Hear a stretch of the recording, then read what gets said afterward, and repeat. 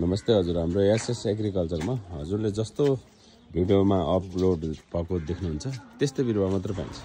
हजुरलाई अपलोड गरे भन्दा बाहेक बिरुवा हुँदैन। हजुरले अनलाइनमा किने जस्तो हजुरको बिरुवा हुँदैन। जुन अपलोड गरिन्छ त्यही खाले हुन्छ। हजुरले जस्तो हामीले उन्सु देखाउँछौँ, उन्सु जस्तो छ नि हजुरले त्यही पाउनुहुन्छ। कुनै नो डाउट। यसलाई इङ्ग्लिसमा सासुमा बोरेन्ज पनि भन्छ। यसको टुप्पो अलि ठुलो हुन्छ, त्यो हुन्छ। जस्तै यो मनोकामनाको भेराइटी हो, अहिले फुल फुलिरहेको छ, हजुरले देख्न सक्नुहुन्छ। यो नै उन्सु हो।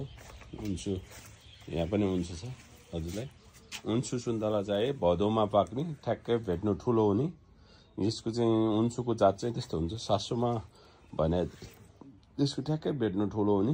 त्यसपछि टेस्टमा छुट्टै मिठास, छुट्टै लगभग अलिकति नेपाली सुन्तला भन्दा हो कि होइन मात्रै अलिकति खल्लो टाइप हुन्छ। त्यो हिसाबको हजुरलाई उन्सु भेराइटीको सुन्तला चाहिएमा एसएस एग्रिकल्चरलाई सम्झिनु होला। सरलाई जस्तो हामीले देखाएको छौँ त्यस्तै बिरुवा उपलब्ध गराउँछ। हस् त, धन्यवाद।